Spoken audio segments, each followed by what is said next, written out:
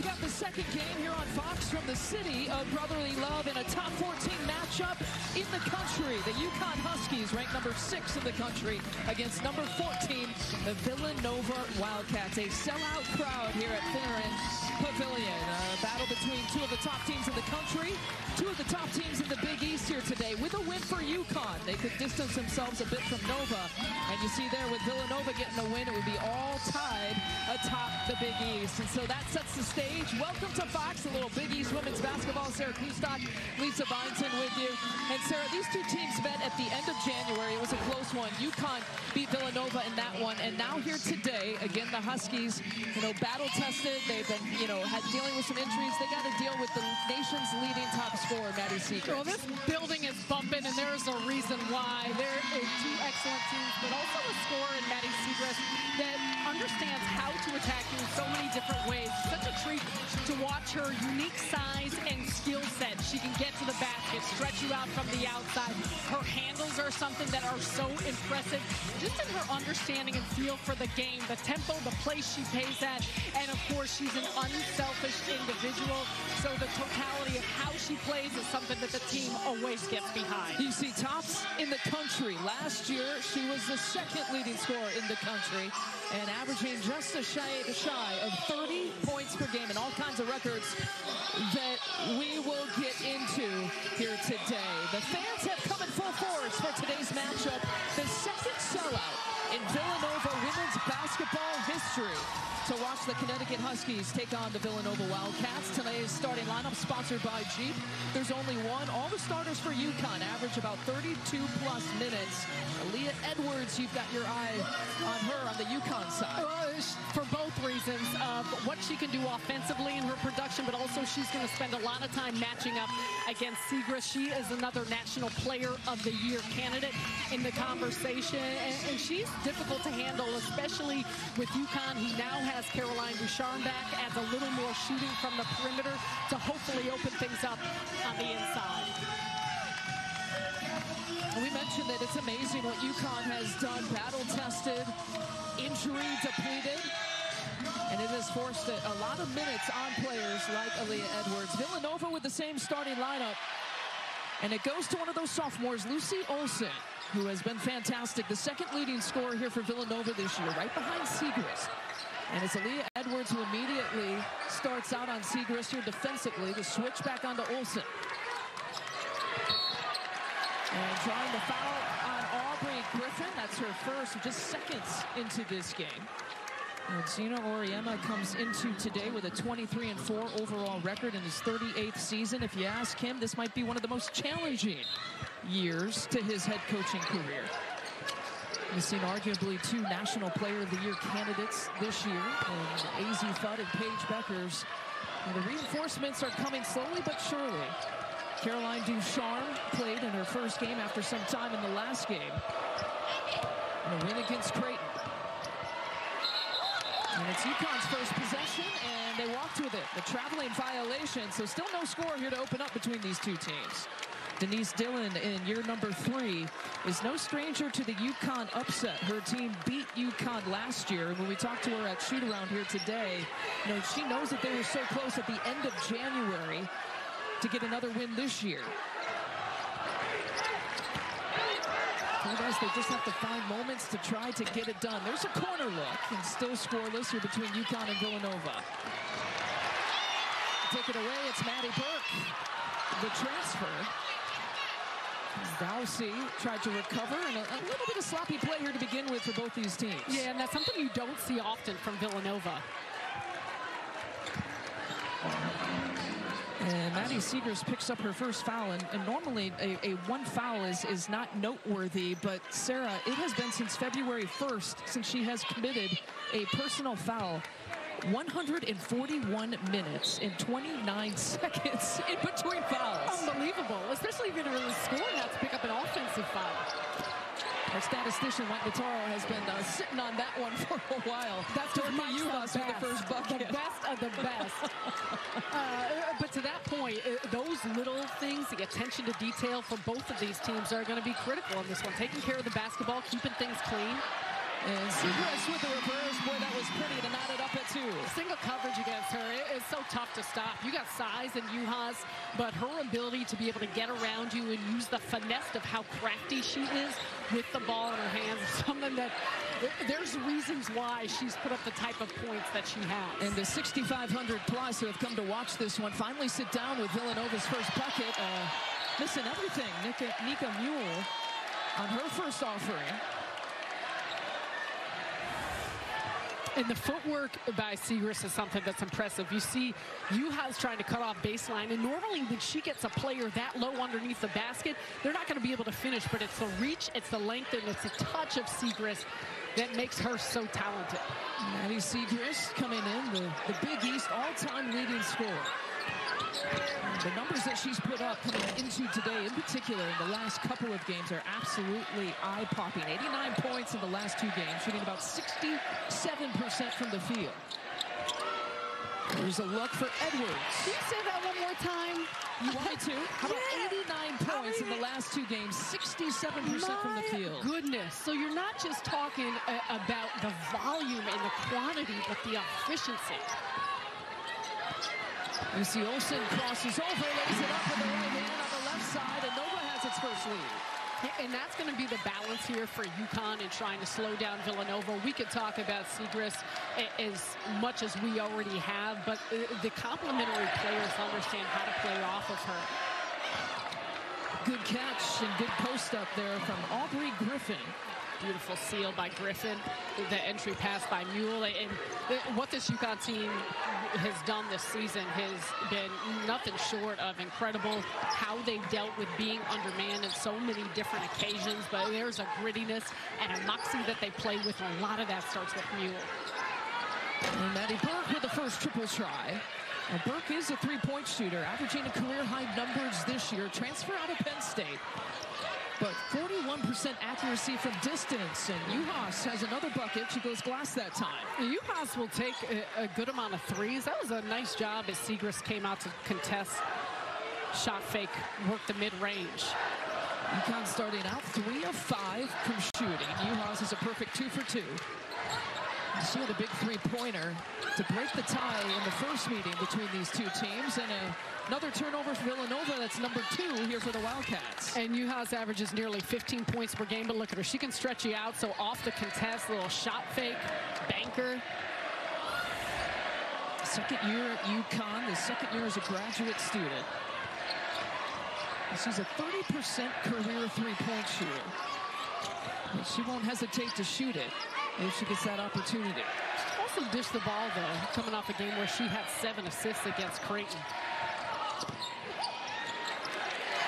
Lopez Seneschal, transfer from Fairfield, has been so key here for UConn, but with the shot clock winding down, what a shot there for Griffin. What a tough finish, too. You mentioned her reach and length, athleticism. That's not easy when she's got a player on her right hip. Burke will turn and face. Over to Brooke Mullen.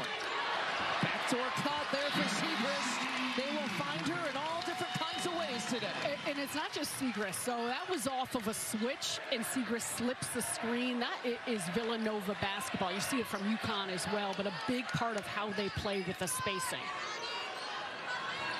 Page out of the old Harry Peretta playbook, and UConn with 4 straight made field goals after that Edwards bucket. I like that first step by Edwards. And she is averaging some of her career-high numbers again this year, arguably playing her best basketball of her career. Playing a ton of minutes, 33 minutes, as well as some of the other starters. I mentioned all 5 starters, 32 or more this year. There's a fadeaway look, so already we've seen all different kinds of finishes by Maddie Segrist. She's busting out the variety pack, and she does that every single game.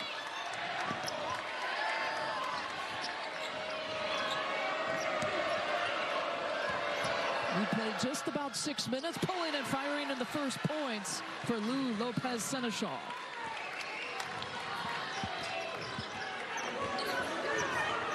5 of 7 shooting, make it 6 of 8 shooting after that bucket. You see Lopez Seneschal's numbers, 16 points per game, matches Aaliyah Edwards' 16 points per game to lead this UConn team here this year.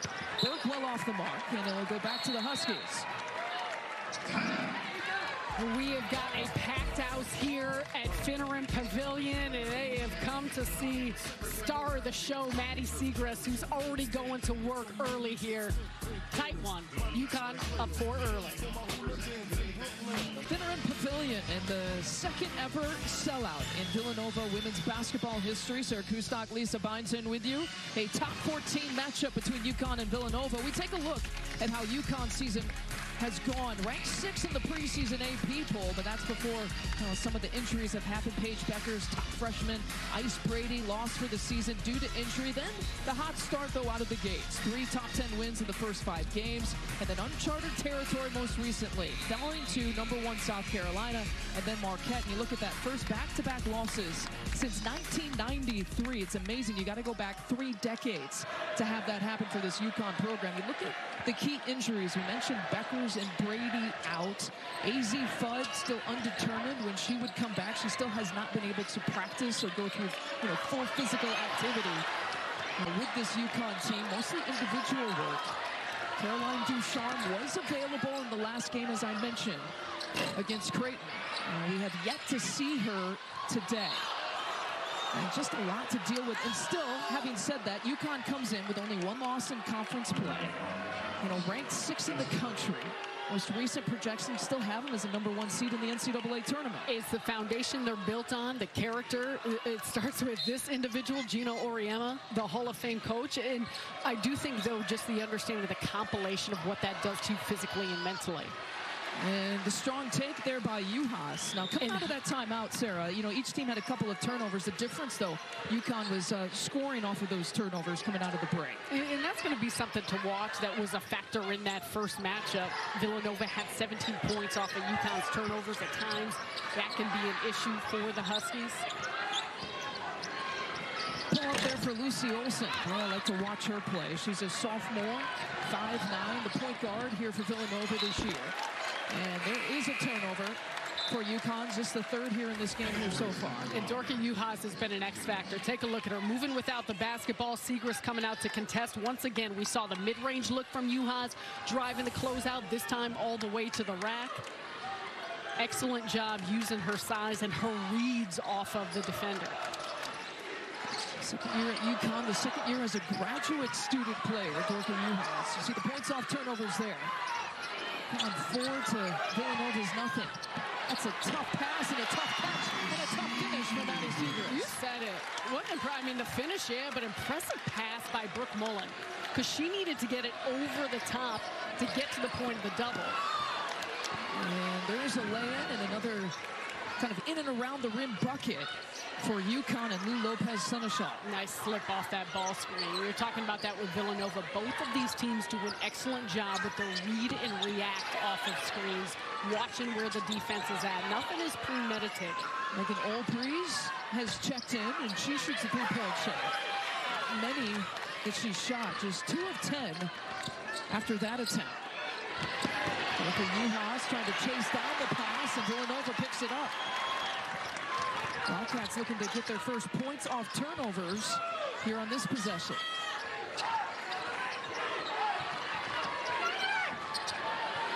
Brooke Mullen, the veterans, one of the role players, but a player with experience. Her 80th start today for Villanova. Lopez-Seneschal knocks in the 3-point shot. 6th in the country in 3-point percentage. Lou Lopez-Seneschal has been probably the most consistent player here for the UConn Huskies. Just tremendous in how she's able to attack you on the offensive side. A big part of that is her 3-point game. She's really come to play in some of the bigger games as well. At a team-high 26 points against Tennessee. And Segrest gets another look. Boy, Maddie Segrest, what a start. 10 points, has only missed 2 shots here to begin with. Has had the last 8 points for Villanova. And there's been a lot of doubles that the Huskies have shown. Her teammates have passed to her in excellent spots. Edwards left it short. The rebound to Lucy Olson. Here comes Olson on the push. Setting up a Bella Ryan 3-point made. And Villanova cutting into the this UConn lead? She is capable on the offensive side, has not shot the three ball that efficiently. She's going to be an X factor in this one if she can perform and knock down those shots when she's open. Those are the exact words Denise Dillon used to describe her today at shoot-around. X factor. Lopez Seneschal left it short. And the rebound to Segrist. That'll be the last shot, the last play of the first quarter. Two great teams in the country and in the conference, and a great turnout here in Philly. Villanova scores the final 5 points to close out the first quarter, 19-15 after the first. It's tied between UConn and Villanova, 19-15 after the first quarter. Always appreciate the access these coaches give us as we go inside the huddle to listen to Villanova's Denise Dillon. You keep moving, you keep running with a purpose, all right? Okay, keep your eyes up. They start crowding. After that, you are not surprised. You get that shot 5 times over, you take it. All right, continue to look. If anything, just what you did, just naturally out of Kentucky, you're in position. But you should always be diving behind the defense. Don't just hang out there on the perimeter. Move with a purpose, guys. Continue to make them guard you. As hard as you're working down here to guard them, hey, you can't make it easy down there. Constant movement, ready to pass. You have the open look, we take it. All right? Get the look and then get back. Same thing. Rebound. So I'm going to be really interested to see, as Denise Dillon was talking to her team, who's dictating the tempo of this game. Villanova, what they look like in transition in the full court. Turnover there for UConn. Because they can run, and for a UConn team that went 6 deep last game, has not subbed yet. Obviously, there's a wear-down factor in the big picture of playing short-handed. But Villanova has always been a team predicated on a quickness in the half court, the cutting, the passing, and the movement. But you're going to see a lot more of that in how they look in the full court. Caroline Ducharme actually is the first sub here to begin this second quarter, but like you had said, all 5 starters have played the entire 10 minutes here of this first quarter. And you look at the defense and per game averages this year, first, second, clearly one of the strengths here for Villanova. And Nika Mule just got nailed in the face off of an elbow. Taking another look at that. We will take a timeout as they take a look at that. Nika Mule trying to recover from that blow.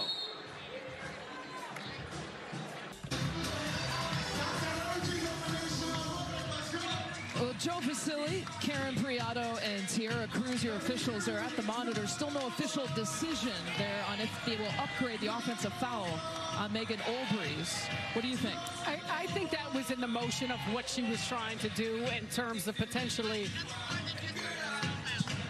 Okay, so they will not upgrade it. That's what I was... did you get where I was going with that? It was in the motion of her just clearing her space. It looked like she was ready to get it to the second side, realized she had a little space to... Karen Priato didn't even let you finish your thought. Neither did I. No, cut me off here. And Nika Mule, speaking of, got whacked in the face, but she has been distributing, dishing, looking right here. Already 5 assists on the day today. In the past 2 games, she just had 6 combined, and her teammates have been feeding off of it. You look at the organization and the way in which she understands how to balance the floor has been an important aspect. Well, she's second in the country in terms of assists per game, gets just above 8 assists per game. You see where she ranks single-season program history. And I was just handed this monstrous number. With Nika Mule on the court, UConn is plus 498. With her on the bench, -2. Monstrous. That's a wild number. She's that important and has been that important. I had to ask, is this right? I hope you didn't say that to Mike, because Mike's always right. I did say that to Mike Notaro, a great statistician, who's already gotten 2 mentions here in the second quarter. Edwards got hit in the face. Oh, man. There is a reason why she still wears that face mask. Let's take a look at this. So coming right over from, Lucy Olsen gets her with her hands. Oh, and a jaw, yeah. And that's a tough call, because I think Olsen got to her first and then got the body of Edwards, though that call was on Edwards, and not only to get hit in the face, but also pick up a person. Right, well, and she was whistled with a turnover. Oh. And so, yeah, she walks with it. So no foul call on that play. Maybe it goes back to a reason why she may have traveled. We play on here in the second quarter. No score here in the second quarter yet between these two teams. Olsen floats it up. And Ducharme with the rebound. Caroline Ducharme was at about a 20-minute restriction in the last game against Creighton. And we got a 3-second violation here for UConn and 7 turnovers now for the Huskies. And Ducharme was scoreless going into the fourth quarter. Gino Auriemma talking to us here in the pregame. Wasn't sure what her minute restriction at the time that we talked to him would be. You got to figure it's got to be maybe around that, as they slowly kind of try to work her way back into playing game action. And an offensive foul call. So we'll head back the other way. Well, this is what you're talking about. Caroline Ducharme had missed the prior 13 games in concussion protocol, comes back, has all 10 of her 10 points in the fourth quarter, as UConn ended up winning that one by 2. Now that's the second on Dowsey. So Christina Dowsey, who's been known to sometimes get in foul trouble. She's fouled out a couple times this year. 3 times she's gotten into 4 fouls. But the best shot blocker in the Big East, now on the bench right now for Villanova. She was whistled for the offensive foul on the screen, and we go back the other way as UHAS is guilty of the same. It's been a physical game, and watch the screen here. So UHAS coming down and just, it's tough. She moves her hip just a little bit. A part of that, too, though, is Lopez Seneschal needing to set that up and how she's coming off the screen shoulder to shoulder. And Nika Mule with a little hand touch there. And so Mule picks up her first. It's the 3rd team foul here for Connecticut.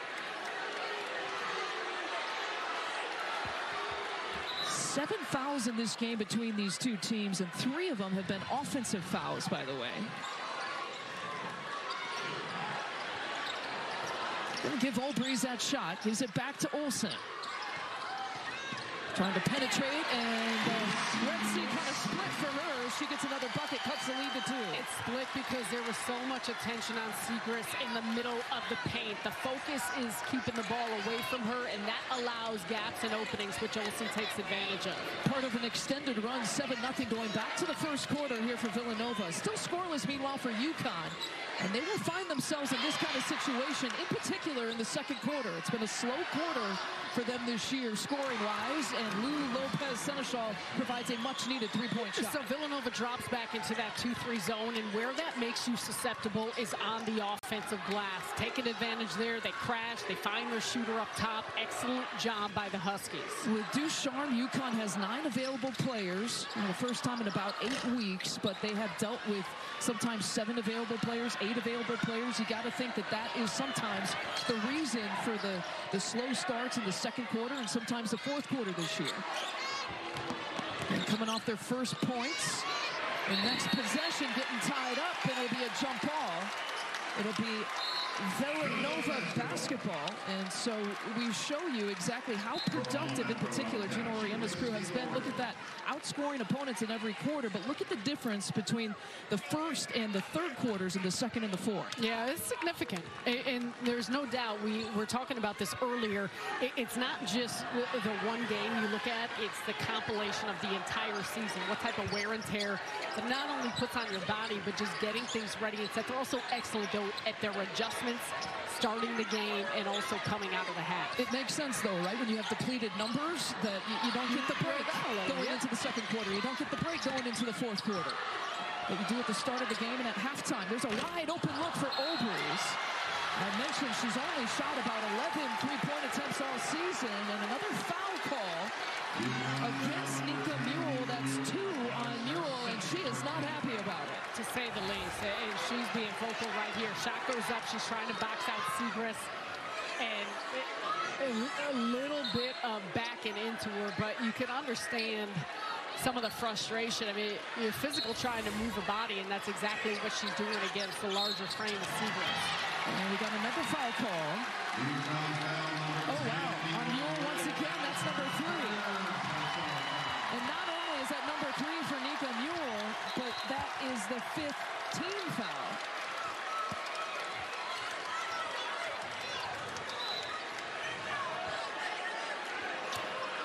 You cannot overstate the importance. You already said it.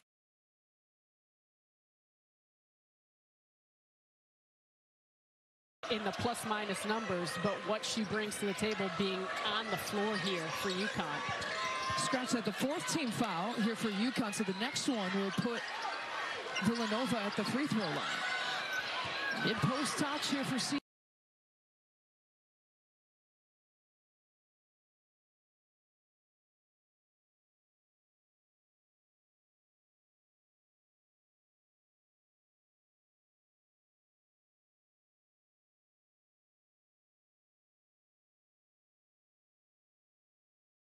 And she turns and draws the foul on Lopez Seneschal, her first.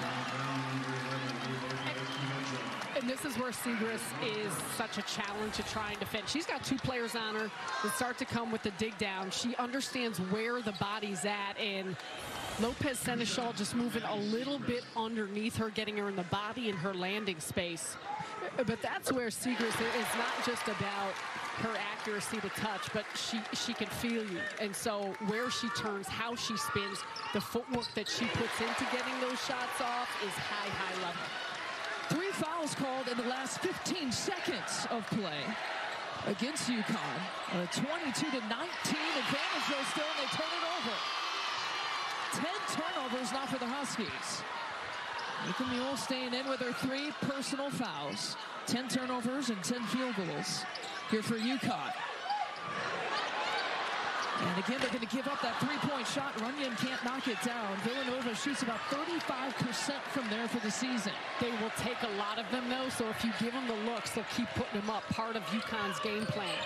Ducharme still scoreless. Up and under move, blocked by Seagrass.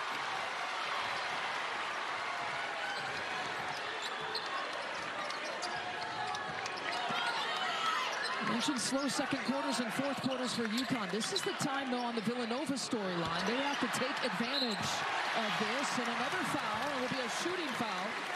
And Brooke Mullen will head to the free throw line. Let's take a look right here. Seagrass staying straight up, vertical, on her feet, gets the block. At the other end, Villanova taking advantage. We saw it again. UConn willing to concede those 3-point shots, but because no one boxed out Brooke Mullen underneath, she gets an opportunity here at the line. What did Denise Dillon tell us at shoot-around? That in that first meeting at the end of January, where UConn was struggling to score, they went through about a 6+ minute scoring drought, and yet you still look at the scoreboard, and UConn was still up by 3, and much like the same situation, UConn is still up by 2. You feel, one, you're at home, and again, we've talked about the crowd and the vibe here, so you feel the momentum, you feel that injury, but UConn is very methodical in how they play. And it is not that easy, despite doing all the little things. Attention to detail. A whistle away from the action. There'll be a foul call on Olbrys, her second.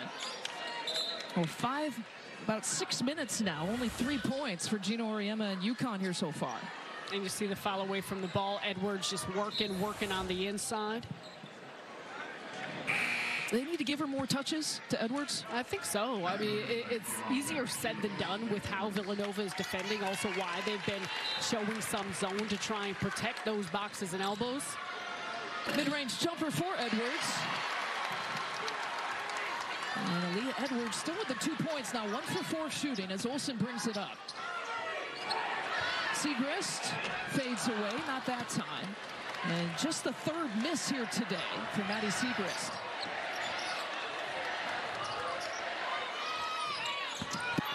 Edwards challenge.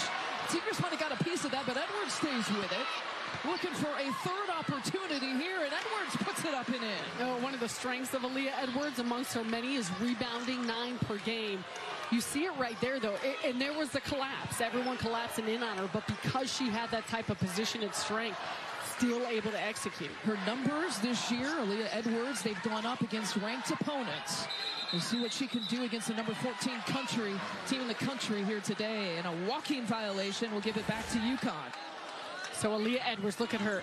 Demand and position, nice job on this take. Doesn't get it to go with the defense of Segrist, but gets it off of Olsen. And look, she's inside, she's working. You got 4 players around you, and Aaliyah Edwards still capitalizes. Look at these numbers, the jump. A lot of this has been usage has gone up. Her need to produce for UConn to win, and it has translated. And Ducharme tried the post up, draws the foul on Runyon. That's her first. And Bella Runyon's first. Yeah, we will keep an eye. You mentioned usage, so we have to keep an eye on the foul situation here for UConn. We know Mule's got 3. Don't forget Lopez Seneschal has 2. UConn has played 6 players here so far. 9 available. They choose to use them. And these are the 6 they played against Creighton, so there's a very good likelihood that's what they'll go with. In and out for Lopez Seneschal, who's averaging career-high numbers this year, the transfer from Fairfield. A lower scoring game today here in Philly. Villanova, by the way, coming into this offensive possession, has missed the last 5 shots from the field.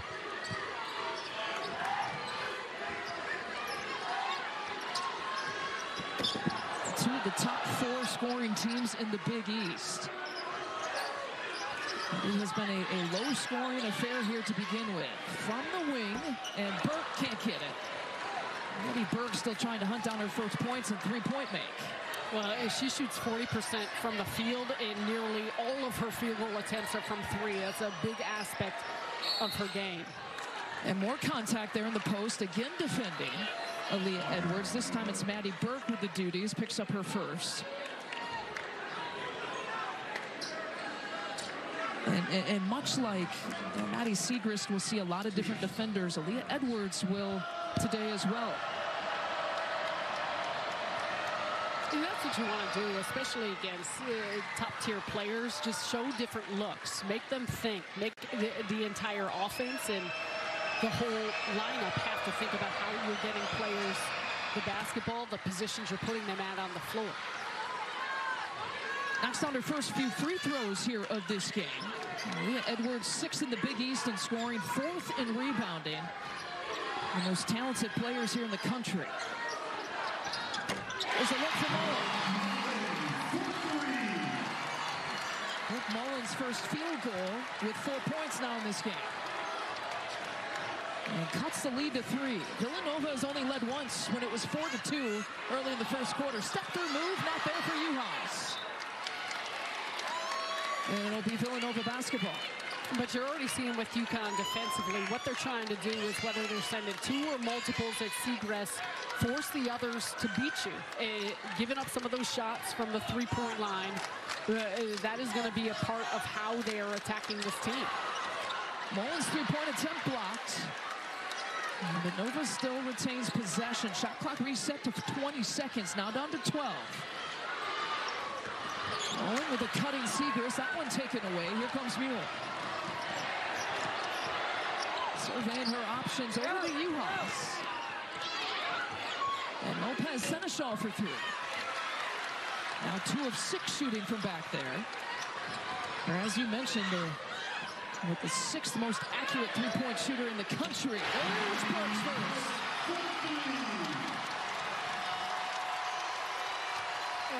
We saw the numbers in the graphic. She takes about 5.5 3-point shots per game and shoots them at a high percentage. When you're a shooter and you see one go through, you got to be careful. Her 60th 3-point make of the season. It's a career high for her. And a foul there on the loose ball attempt. Tied at 26. You take a look right here. Edwards was focused on the inside. UConn put in rotation. Lopez Seneschal a little late then, moving to get over. And Maddie, a big pickup. I mean, she transferred from Penn State.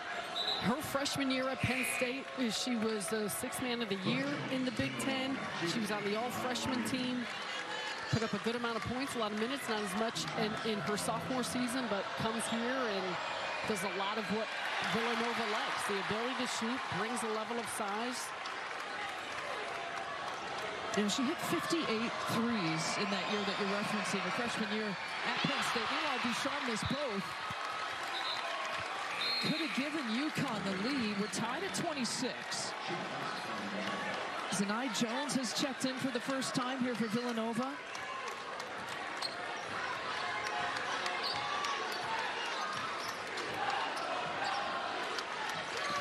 Team that has used about 9 players here in this first half, the Wildcats have. Siegrist again with another touch, defended by Edwards nicely. On bouncing off the rim. Nation's leading scorer, Maddie Siegrist, with 12 points here to lead all scorers today. Lopez Seneschal with 10 on the UConn side. Here's Griffin. Mid-range pull-up, not there.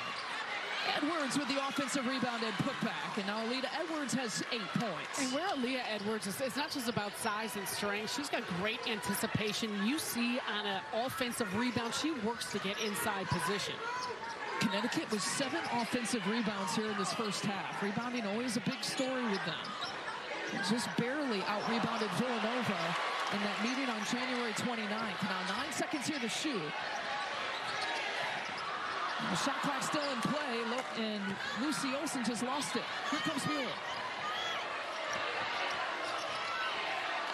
2-point advantage, shot clock not in play. The final few seconds here of the half.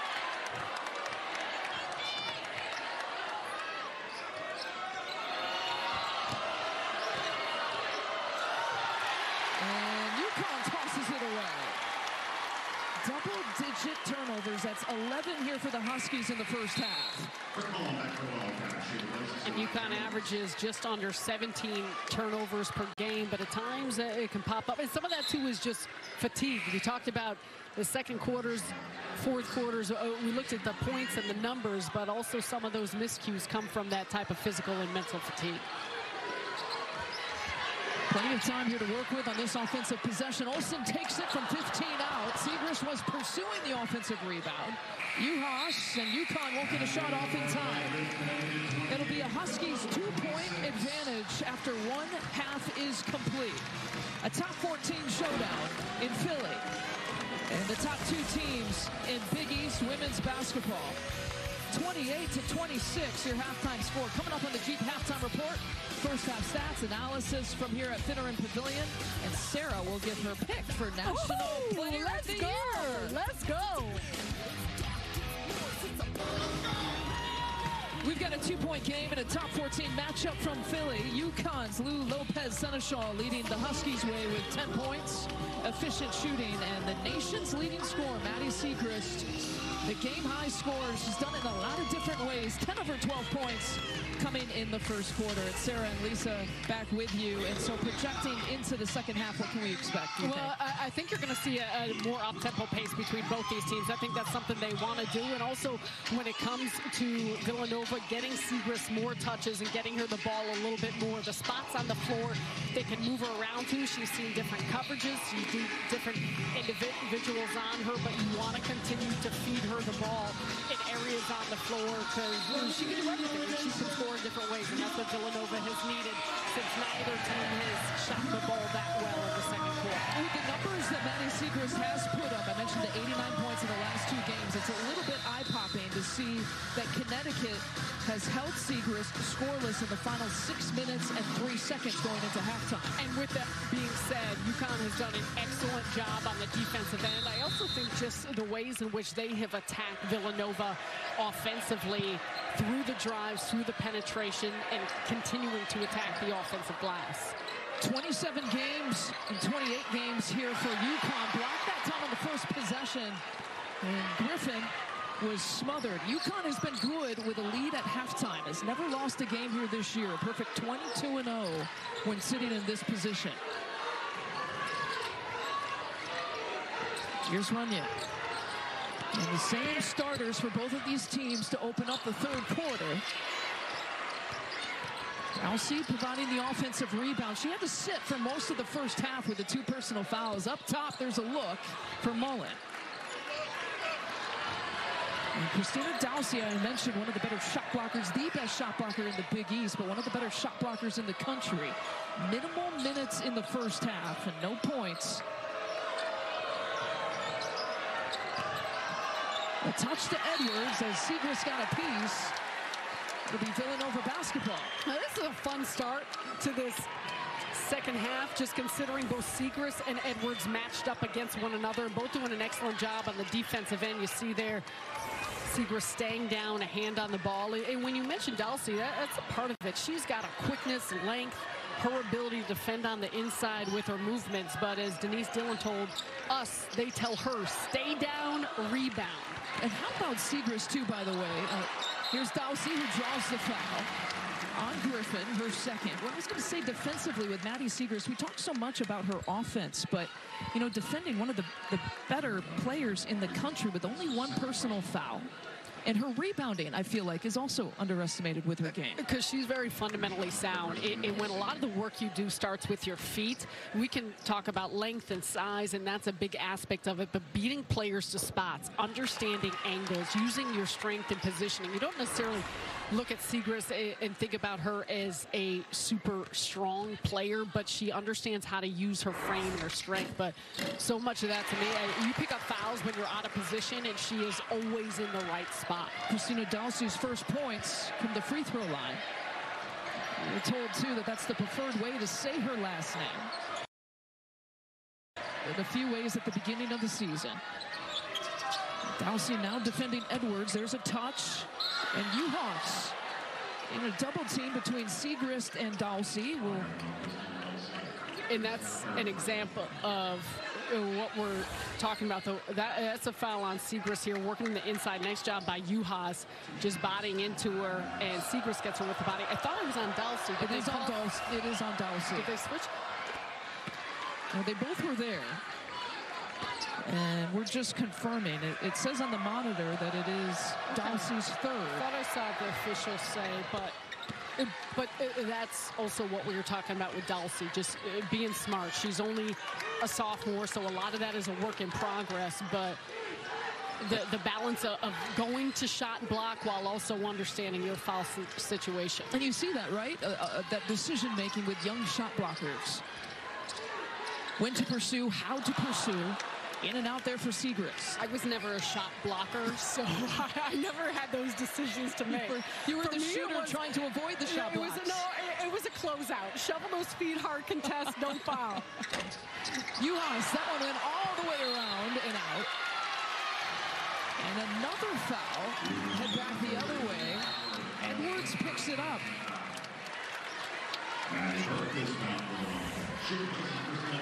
Let's see what happens. A shot.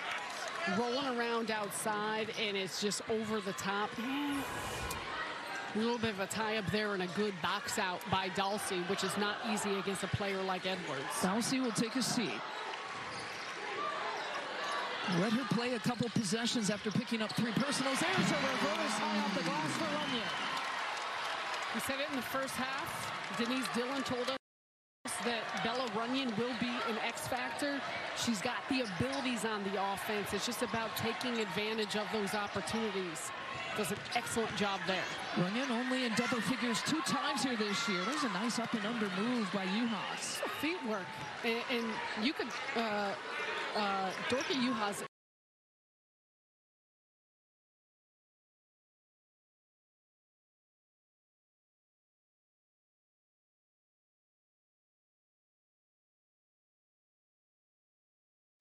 does such a nice job off of that possession, but we see it often just with her read of body control.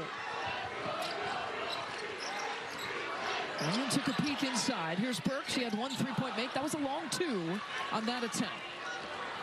1 3-point make here in the first half. UConn will pick and choose its moments to push the pace a little bit. And shooting it right into the arms of Brooke Mullen, her second. Opportunistic, and like you said, a good push off of here. Back on the other end, Maddie Siegrist. just a little fake there, posting up, does a nice job of relocating and moving around the play. And because of that, the attention of the defense will always be in some capacity on Segrist. And that's where it's ever important for the confidence that she gives to her teammates of making sure there's a balance between how much she's shooting and when they're able to still attack the defense and not just be relying on her to score. Lou Lopez Seneschal. You see her miss many free throws, an 86% free throw shooter. At one point this year, she was a 50% from the field, 50% from three, and 90% from the free throw line. Inside for Runyon. She's got a couple key buckets here to open up the third. It was a tough take.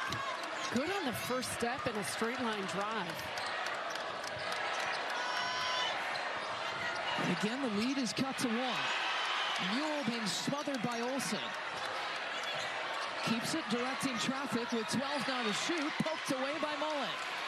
And a dive for the loose ball. We got a jump ball. It'll be Villanova basketball. 12 turnovers for the Huskies in the game.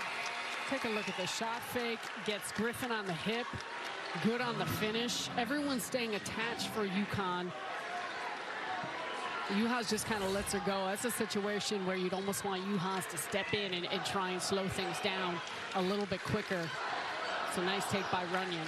Denise Dillon must have felt something. She's got 7 points. I mentioned that Runyon's only scored in double figures twice this year. Imagine the things she communicated to us, she communicated to her players. You think? Is that how it works? Bella got the message.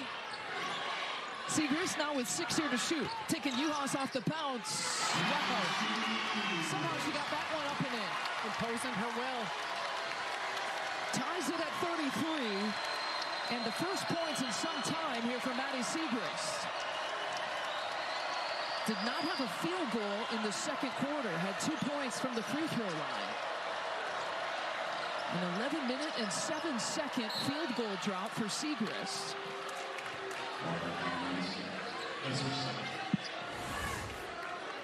We said she can score in different ways. This time it is just going right at Uhas, using her quickness and then strength as she bodies it on the inside. Yeah, the bench is into it. Boy, 2 personal fouls for Maddie Segrist after going 140 minutes and some change is like an eternity as Edwards goes right at her. That stat is mind-blowing, isn't it? Yeah, that's insane to think about. 140 minutes plus that she had gone between personal fouls. Leah Edwards now in double figures. Runyon again going off the bounce against Ducharme. And Caroline Ducharme getting some early third quarter minutes after her first minutes coming at the beginning of the second quarter in the first half. Tough pass to make. Uhas stays with it. And turns it over. UConn now with 13 turnovers in the game. Maddie Segrist steps back behind the three-point line, in and out. His building was ready to blow up off that one. Not often do you get that clean of a look for Segrist. Good job, though, in the push and transition. Her first three-point attempt of the game. Taking 12 shots from the field. That wasn't a three-point shot. And Segrist has gotten the major of the primary defender responsibilities against Edwards. Ducharme doesn't hesitate to take it. Spins, left it short. We're seeing on Ducharme really nice moves, and it takes a bit to get your rhythm back. Pump fake there for Olsen, goes past a couple of UConn defenders. Kicks it back out to Maddie Burke.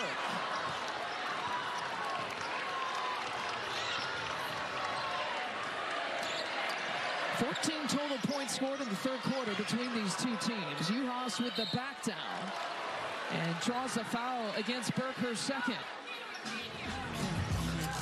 We've had some big-time plays, and none better than the big-time player, Segrist, to the hoop. But on the other side, Aaliyah Edwards, yeah, you can do it, so can I. 2-point lead for UConn. Last week, a special game for Maddie Segrist, the nation's leading scorer against Seton Hall, put up a career-high 50 points, the most by a Division I men's or women's player this season, setting the single-game Big East scoring record. In fact, she just dropped all kinds of records in that game. In case you're wondering, she also had 10 rebounds and 0 turnovers. And look at the folks who have done that in the NBA, Division I men's and women's basketball. She's with an elite company. Elite company, elite class. And you said, I mean, 50 points, 10 rebounds, no turnovers, not to mention the efficiency. 20 of 26 from the field. She was 4-6 from the three-point line. 89 points in the last 2 games. Actually, 80 points in the last 7 quarters, if that tells you anything. You know, Giannis Antetokounmpo is on that list, and she's wearing, fittingly, the freak threes. Did she wear those shoes. for Giannis or for you? Ooh, I don't know. I actually, those. Full transparency, I have some freak threes. Of course you do. You are the voice, the television voice of the Milwaukee Bucks. We're honored to sit here next to you. It's and almost, you saw those shoes and you said, I've seen those before. Just stop. And it's kind of an obligatory purchase, right? If you're working for the Bucks. Yeah, or you say, hey, Giannis. Hey, Giannis. What you got? You got any spare shoes about me? 8 in women's, by chance? Can we cut half off yours and have my toes showing? Sarah Kustok, Lisa Beinson with you. Top 14 matchup, a sold-out crowd at Finneran Pavilion. And just the second sold-out crowd in game here in Villanova women's basketball history. It's been quite the atmosphere. Three-point edge here for UConn going into this possession, and Olsen cuts it to 1. So we've seen Lucy Olsen do this. Bella Runyon, I said it before, there's a lot of attachment by UConn because they put a pressure on the ball, off the ball, but also on Segrist. And because of it, there has been driving lanes that they've been able to exploit. Dowsey has checked back in, defending Edwards, and a bucket for Ducharme. That's her first. And that's a beautiful high-low pass from Edwards off the top. We said Edwards, the rebounding factor, the point factor. She can facilitate, and you can run things through her with her vision and touch on those passes. Caroline Ducharme, let's not forget, missed 13 games out in concussion protocol. Injured on January 2nd in practice. And this is her second game back. I mean, Segrist almost made that one falling down.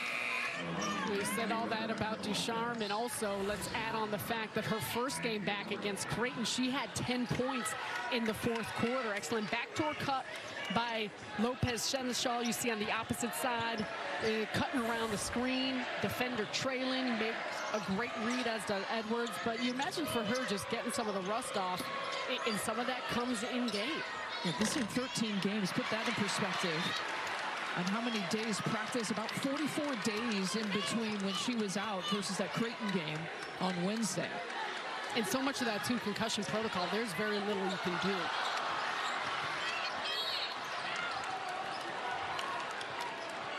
And wow, so that's the 4th personal on Dowsey.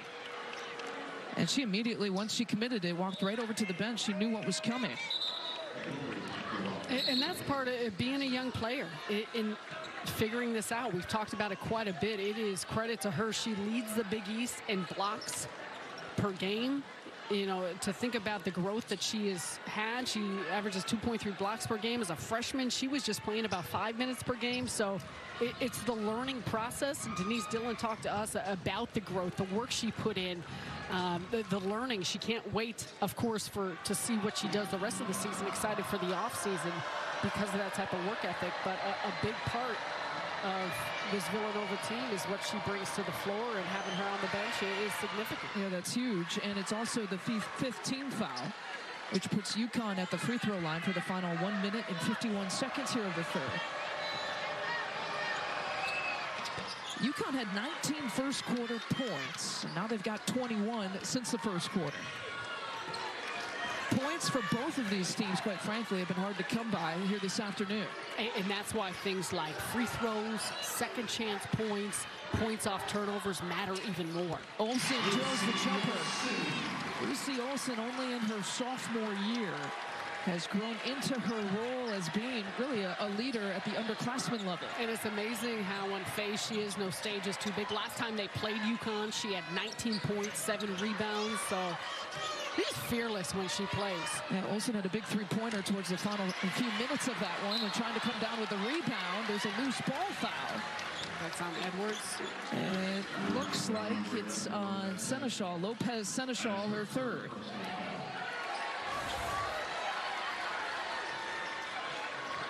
Shots missed here, and oh yeah. Seneschal, Lopez Seneschal coming in for the rebound. So 3 now on Lopez Seneschal. Nika Mule has played forever with the 3 personal fouls that she picked up early in the first half. Too strong for Olsen. Another look. Siegrist has it with inside a minute left to play in the third. Empty possessions there for Villanova. And we're tracking the foul trouble here for both of these teams. Remember, UConn's only played the 6 players. It's noteworthy. I know we keep talking about it, but it's noteworthy. The Mule and Lopez Seneschal with 3. And Dowsey with the 4 personal fouls has really barely played here this afternoon. Duchamp blocked from behind, and a foul called on the baseline by Joe Vasily. Well, Runyon had that initial block from behind. So take a look right here. Gets a block here, and then as she's trying to bat it out, gets Ducharme in the arm. And yeah, tough call right there. 3 now on Runyon. You can add her to that foul trouble graphic list that we just showed you. And with every foul committed now on Villanova's side, you'll see this, a UConn free throw in the final few seconds of the quarter. And that's where it factors in even more for Villanova. For UConn, obviously an issue with their incredible lack of depth. But for Villanova, giving up some easy looks to Huskies is the other part of it.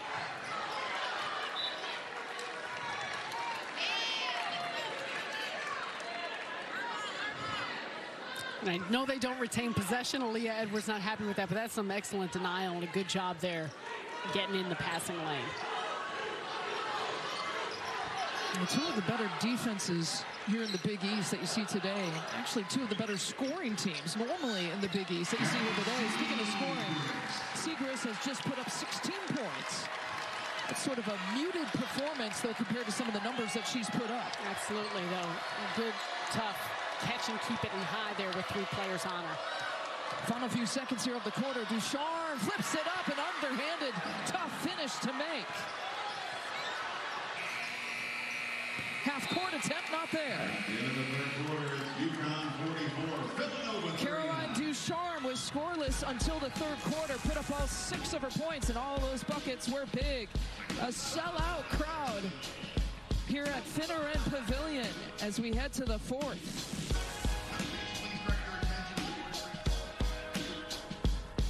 Only one, and a good look at this sold-out crowd in Philly. Yeah, bring on the March Madness. We love it. And Villanova, as it should be, friendly crowd here on campus, and the second ever sellout in Villanova women's basketball history. Today's attendance, 7,501. The last sellout coming in 2004, ironically, when Villanova defeated UConn on that day, that February day, by 3 points. Denise Dillon talking to us just about the impact of the sellout and, you know, her philosophies on that, and even making family buy tickets for something like this. But, you know, the top 16 seeds revealed.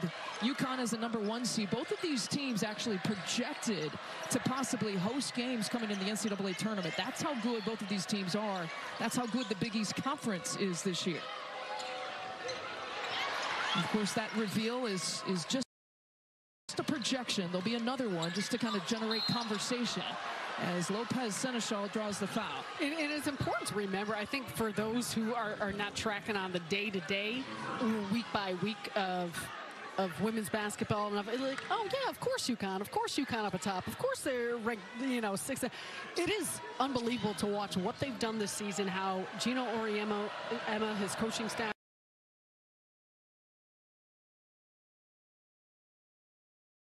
that this group continues to battle through dealing with. It's not just the injuries of course, we know Paige Beckers and AZ Fudd and, some of the others that occurred during the season and individuals missing time here and there, how they continue to grind away and go day after day, win after win. It's been really fun to watch. And you look at even a game like this, playing undermanned, how well Villanova has been playing, the job they've done against Segrist and against this group to still maintain the lead says a lot about that program and the character that they come with. You see the four from the Big East there on that graphic, ranked in the top 40 in the net rankings, and like the men, the women use that now as an analytics, and there's a foul either against Edwards or against Segrist, and it looks like it's against Edwards, her second. So tip away and just a little bit of a tangle. You see the right arm of Edwards grabbing that left arm of Segrist. I think Edwards was arguing, hey, there was a little contact even before my contact. You know, being the youngest sibling in my family, it's always the second contact that gets noticed by the parents. When you're a little older, a little more experienced, you're smart and savvy. You're the oldest. Segrist. And Mullen with the triple try. Rebound to Edwards, who rips it down. Over to Ducharme at the 6 points in the third quarter. And a quick foul call there against Lucy Olsen, her first. A little bit aggressive off that trap. That's an example of UConn, just game plan discipline. It's not to say they're giving up three-point shots, but they are very aware of who they want to take certain shots, and they've baited Villanova into a lot of that. Lopez Seneschal trains the three-point shot. And a 10-point advantage, largest lead of the game, which forces the hand of Denise Dillon to call a timeout. Lou Lopez Seneschal, 6th in the country in three-point percentage, continuing to show why. 3 of 7 in this one, and there's another. The conference tournament, and the men a few days following that at Madison Square Garden. Fun time of year. 49-39. Into the fourth quarter, Segrist draws the foul on the jumper. And Juhas got a little too much body for her second. You take a look right here. Maddie Segrist getting to her spot along the baseline. Juhas gets her up top, no room to land. And that's a balance, I too think, for Segrist, for Villanova. A lot of her shots, UConn has done an excellent job of having different players on her, as we've talked about, showing multiple bodies, but also forcing decisions to take contested shots. And Segrist is such an unselfish player. That's a balance of how much are you looking to impose your will on taking different looks, taking challenging looks, and also finding your teammates. Some pressure coming here that almost forced another UConn turnover. Segrist, the Big East leading scorer, could possibly catch Marcus Howard for most points in a single season. That's one of the few records that she has left to get here this year. And Juhas goes tumbling after contact made. Man, Dorky Juhas is so good with that shot fake. She obviously can hit an outside shot, and because of that, you've got to respect her from the perimeter, but she is so good with the quickness. Just a little bit of a jump by Mullen is what gives her that step, getting to the basket. And her foot speed isn't going to blow you away, but because she's methodical and understanding when to get her defender up and when to go is something that allows her a lot of looks there to the basket and in the mid-range game. Part of this championship mindset here for UConn. Remember, the game was tied at 33 midway through the third quarter. Since then, they've been on a 17-7 run, trying to find ways to get it done. You mentioned it. Second chance points, possibly. Segrist with the block on Edwards. But free throws have been big in the second half for UConn. Trying to find ways to produce some offense. Now 6 seconds here to shoot. Edwards from mid-range. And Juhas again trying to chase it down. Runyon bringing it across the timeline. Here's Segrist from the wing.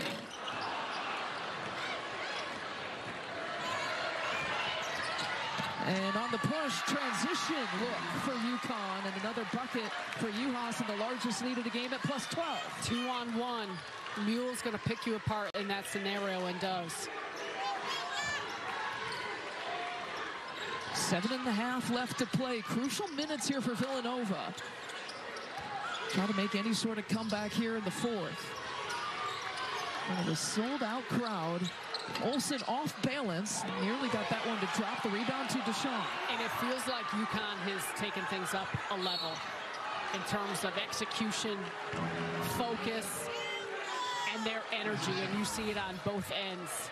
You look right here, Villanova, a great look from three for Segrist, can't convert. And what does Mule do on the push? UHA's running the opposite lane with her. Runyon forced to commit, and that's just an easy 2-on-1 play for UConn. And you mentioned this earlier, this group, especially with the numbers, you're not looking at the Huskies in this scenario as a huge fast break transition team. They are so intelligent about when to run, how to run, and when they do, they execute. One of the most ways they have to be intentional here this year. Once again, only playing the 6 players. Try to tap it away. Runyon still pursuing it. Try to wrap it up. It'll be a jump ball. Villanova will get it. Great defense there from Bella Runyon. This is a big play by Runyon. Smart about how she jumps the gap, coming around the opposite side of Edwards. Forces the jump to get possession. 15 turnovers now for the Huskies. Oriole over to Runyon. It's a step-through move against Ducharme. And Runyon, 9 points here today.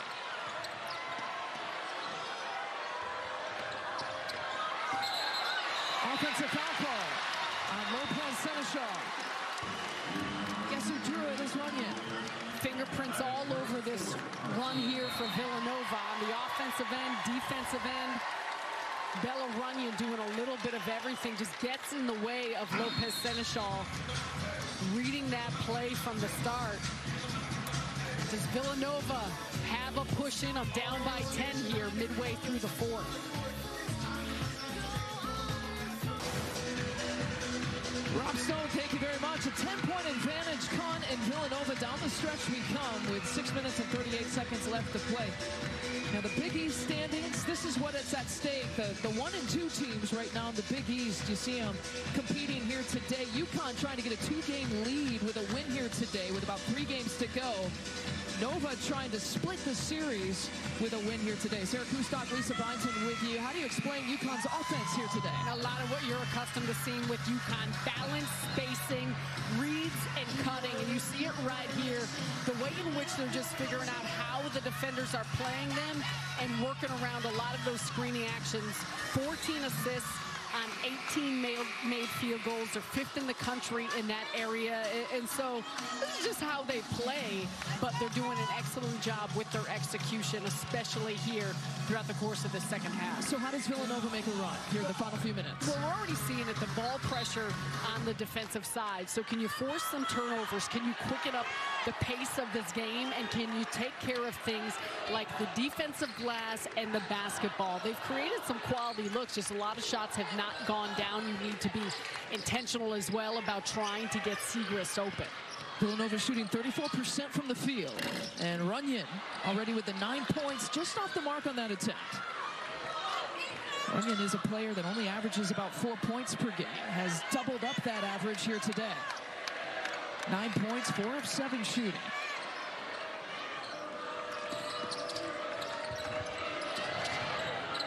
Very patient as Mule is left all alone from 3-point territory. She's kind of pick and choose her moments to knock down that kind of shot. Had a big few 3-pointers in the Providence game leading into the South Carolina game. Tina Oriema joked that Nika Mule thinks she's a 3-point shooter now consistently. You know what? Let her think that. She does so many great things, and she shoots over 37% from three. So she's very smart about those looks that she takes. Segrist with the back down, and the turnaround's not there. Edwards with yet another rebound. She's got a double-double, 10 points. and 12 rebounds here today. LB, you can't overstate the importance of shot selection. You were a gunner, though. You just tossed it up all the time. Are you kidding me? I was a pass first, shoot second point guard. What film did you watch? I just talked to your teammates. Little birdies told Maybe me. in pickup.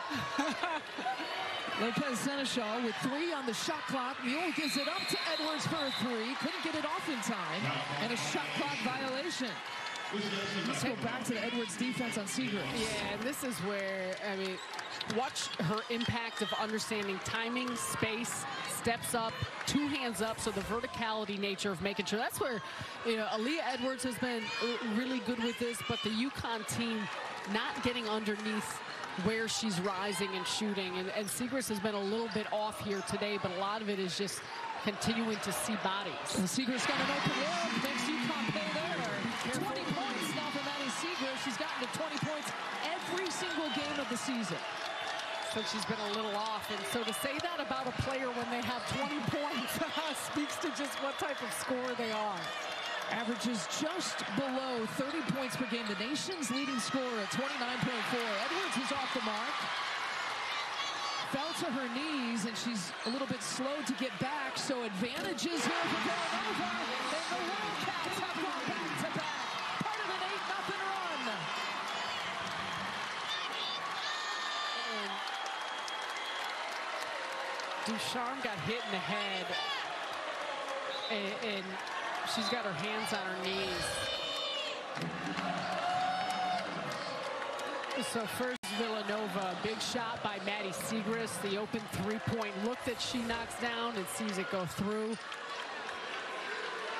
But more importantly, Caroline Ducharme, we've talked about this. She had missed 13 games in concussion protocol. She just came back in the most recent game against Creighton, and you could see her holding her head, tears in her eyes.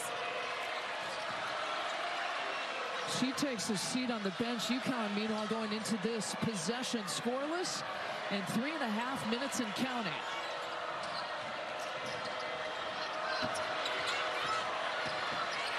And Edwards bounced it off her feet. 7,500 plus. Getting a little momentum in the building. Yeah, and this is something to watch for. Ducharme has been on the bench. You see the ice pack behind her head. That's what Lucy Olsen took advantage on that last possession when she came down. Olsen gets it to drop. It's a 2-point game. And the entire momentum of this game shifted. First when Seagrass knocked down that 3-point shot. And you could feel it on both ends. There is pressure from the Villanova defense, an uptick in what we're seeing in the level of intensity. UConn has gone cold. 4 turnovers in the last 6 trips down. Going into this possession. 7 seconds now to shoot. Drops it off to Uhas. And Dowsey has her 5th. So this was a big shift on the possession after Seagrass knocks down a 3-point shot. Look at Caroline Ducharme. Gets just knocked in the face there. And I think it's more the context of what she's coming back for. So hit in the face, tears in her eyes. She had stopped. She's got ice in the back of her head. You don't want to speculate on anything occurring with her. We've talked about the concussion protocol. She's also dealt with some neck stiffness here this season. She missed 44 days, as you had mentioned, 13 games in between when she was first injured in practice on January 2nd to returning to play this past Wednesday against Creighton. And Gino Arama, this team had been used to playing without her. However, in that Creighton game, she put in 10 points in the 4th quarter, a big reason why they were able to come back from being down by as many as 11 in that frame. And a jump ball, so it'll stay here. And UConn will take it out from the baseline. But with Ducharme on the bench, that means the 5 starters will try to go the distance. So there's 9 available players, but Gino has only used 6. 4 minutes and 19 seconds of a scoring drought here for UConn. Approaching 3 minutes left to play. Lopez Seneschal, she's playing with 4 personals. 5 finds Edwards, and a big answer by UConn ends that scoreless drive. What a play, because that is tough defense by Villanova, both on the ball and then Edwards making a beautiful cut on the inside. 12 points, 12 rebounds, her 10th double-double of the season. Olsen directing traffic. Edwards on Siegrist. Calling for it on the block. That double team kind of shading over. All kinds of blue jerseys against Siegrist, and they knock it away. That's some good help by Juhas.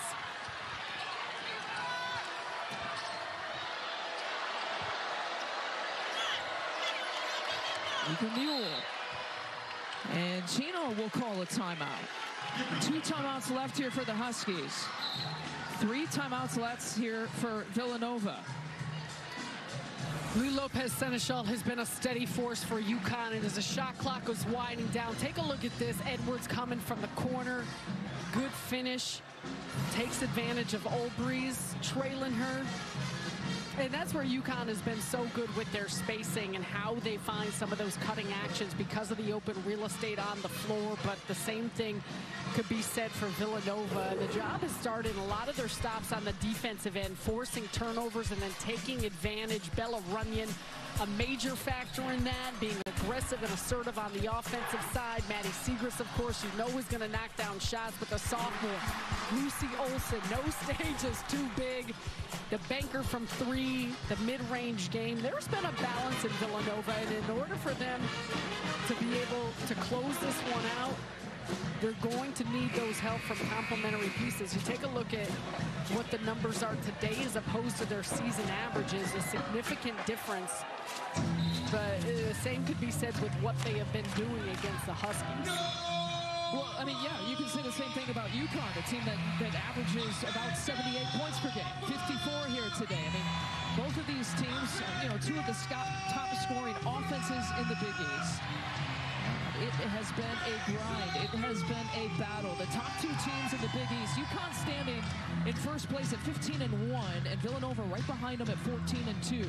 Trying to split the series, get a tie for first with a chance to win or share the Big East title outright. With a win for UConn, we mentioned it, to take a 2-game lead with 3 games to go after today.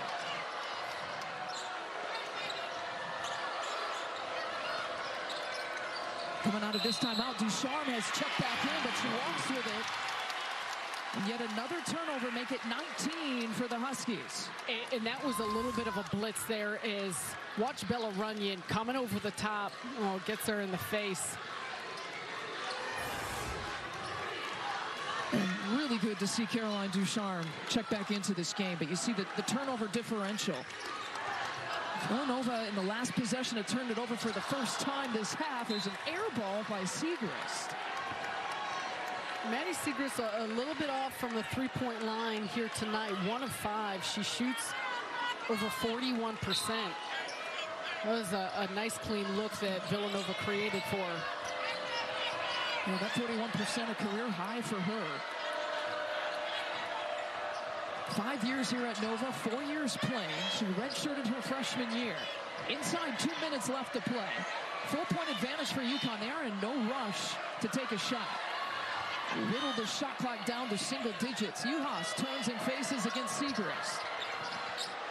Mule takes a peek to Edwards, who gets double teamed, and Villanova takes it away, or do they?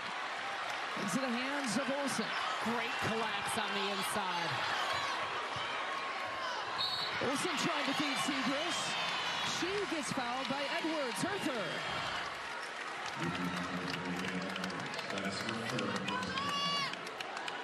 And Siegrist is trying to say that she was shooting. I'm not sure what the determination. No, it certainly doesn't look. Nice pass over the top. There was no even catch and gather with that. But, I mean, hey, A for effort. I was going to shoot it after the catch. As he gets fouled there. And that is now 5 team fouls for UConn in this quarter. So Siegrist will have some free throws. Yeah, Mule. That's 4 on Mule. Coming right into it. Oh, it's Olsen with the free throws. I beg your pardon. But Mule has picked up her 4th.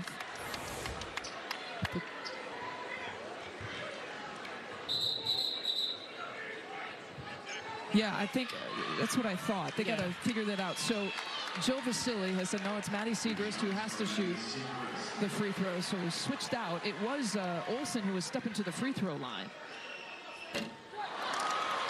Olsen's a 79% free throw shooter. Maddie Siegrist, 86% coming into today. Splits the pair. A minute 26 left to play.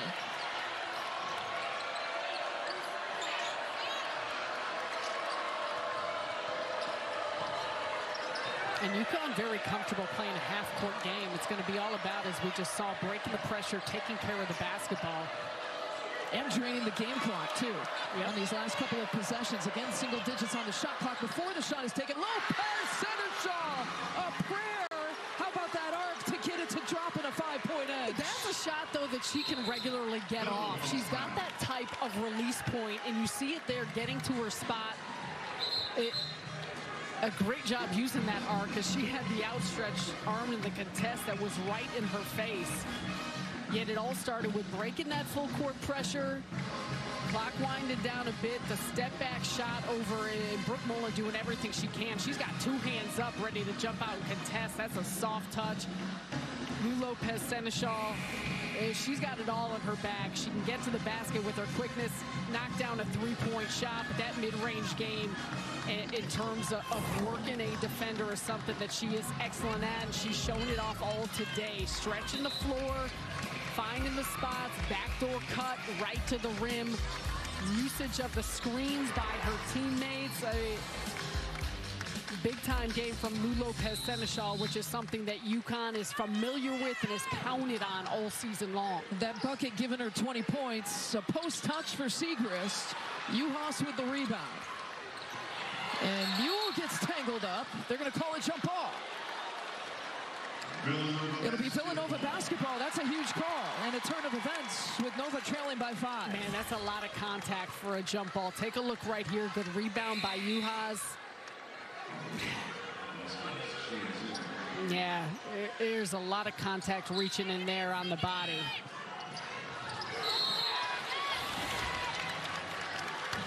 And I'm not sure. I mean, there was no possession either, entanglement for that. So a challenging call there for Villanova then to get possession. Stops the clock and gets some free throws coming as well. 7 turnovers for UConn in the last 5.5 minutes here of the fourth. There have been very few easy games for the #1 team in the Big East. Somehow, though, they continue to find ways to piece it together, to grit through, to make timely plays. They've done it so far in this one. I mentioned them coming off of that 2-point win against Creighton in their most recent game, where Creighton was up by as many as 11 in the fourth quarter. So we'll see if UConn can hang on to this 5-point lead here with under a minute left. Lucy Olsen, the sophomore. I mentioned just how impressed, just watching her. And even just the growth from her freshman year to her sophomore year. What a leader she's become as the point guard. Second leading scorer behind Maddie Siegrist. But no free throws today, so these will be her first.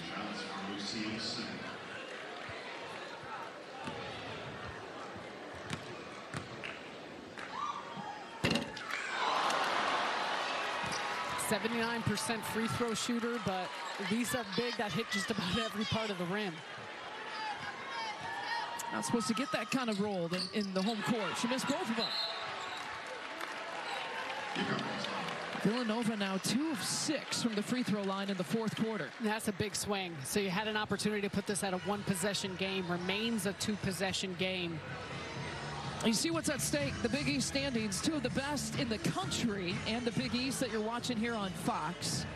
UConn, as we had mentioned, could take a 2-game advantage with a win here today. 3 games left here for both UConn and Villanova after this afternoon. And coming up for UConn, the St. John's team that is playing awfully well. And then to DePaul. Always a fun rivalry between We're going to be there. Doug Bruno. We are. It says it's on Fox to prove it. But always a fun rivalry between Doug Bruno and Gino Auriemma. And then wrapping up the season against Xavier, and for Villanova and Denise Dillon. They also have DePaul. So DePaul could, play a factor here against two of the top teams in the Big East, and Providence and Seton Hall, that game on FS1.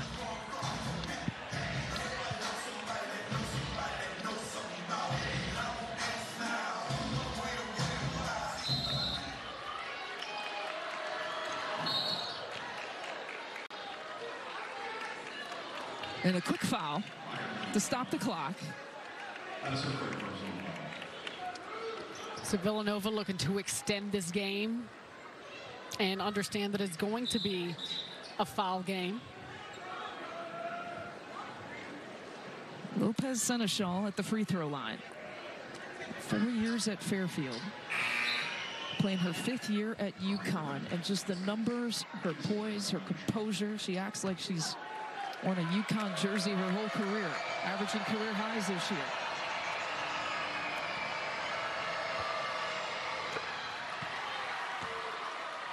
Six of 7 from the free throw line today.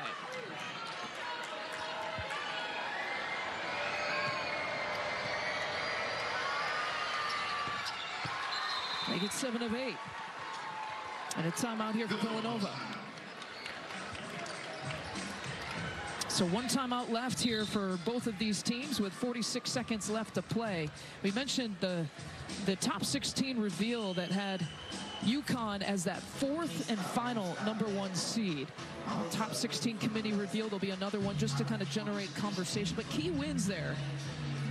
And some of those wins, Texas, NC State, Iowa, were with a different roster, with an AZ Fudd, a healthy Caroline Ducharme. Yeah, I mean, you look at UConn, though, in their tournament resume, the fact that they've already played 8 top 25 teams, 5 and 3 against those teams. You're playing another one here against Villanova, and their losses are tough ones. I mean, we had mentioned coming off those back-to-back losses for the first time since 2000, what was it? Since a long time ago, since '04, but the fact that the losses were to Maryland, ranked 20th at the time, Notre Dame ranked 7th at the time. 3 decades ago. It's easier to remember. Here, Segrist left it short. Edwards with another rebound. 14 on the afternoon. And it looks like they'll call a foul to stop the clock. And that's where we had mentioned doing just enough. Denise Dillon knows there's such a narrow margin of error that you have against a team like UConn. So a couple opportunities both for Segrist and for Olsen at the line, not necessarily able to capitalize. Those things matter. You see the top 16, the reveal has them as a #4 seed. And some of their key wins against Princeton and Marquette. And this follows a similar storyline that Denise Dillon talked to us about taking advantage of some of the opportunities. We felt that scoring drought for UConn. Once again, it seems like there's going to be a major scoring drought for them in almost every game this year. And Villanova couldn't take advantage of as many UConn turnovers, 21 turnovers here today, 16 points off those turnovers. And I guess in my opinion, not that much of a scoring differential during that UConn scoring drought. Yeah, and that's a factor. And I think we see that with Denise Dillon, with this group, they're understanding. I mean, their only losses are against top 25 teams.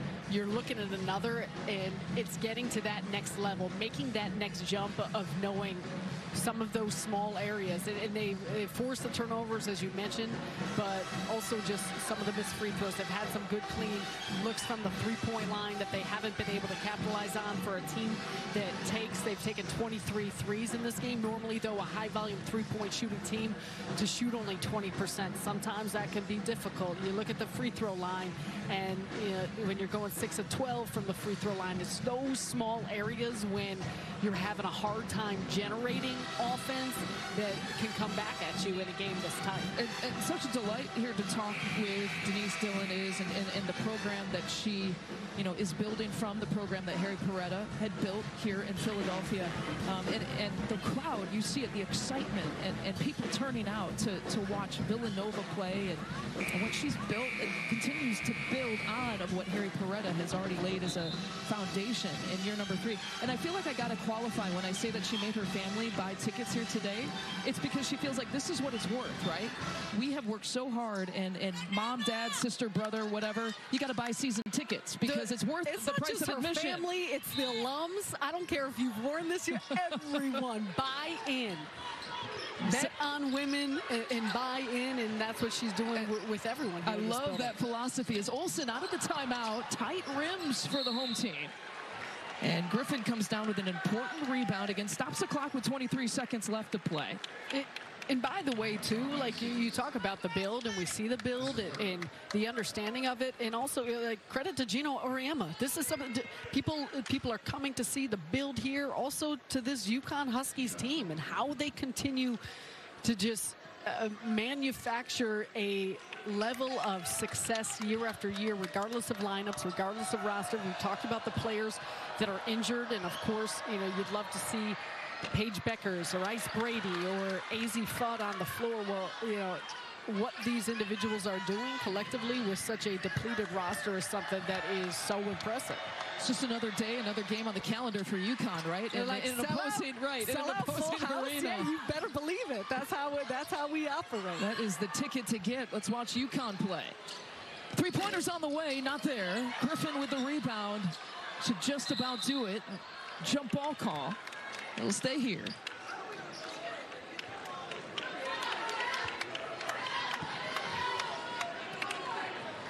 For 14 seconds, you know, punching the win here for UConn, and they get 2 games ahead of Villanova here in the Big East standings, as we have shown you with 3 games left to play.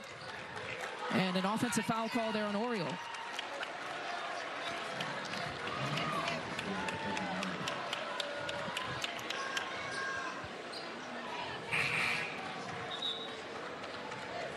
Well, a top 14 matchup. Sold out crowd, great stage, great environment, great energy. And it was a battle between these two teams here this afternoon. Not easy at all. I mean, UConn scored the most points that we have seen in the quarter with 19 in the first. Points have definitely been at a premium here today. Not sure what the delay is for, but we play basketball.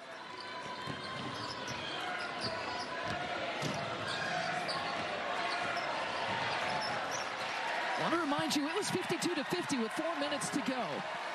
UConn responding in the final few minutes, and it is a 60-51 final. UConn improving to 16-1 and staying atop the Big East. Tremendous showing by both sides.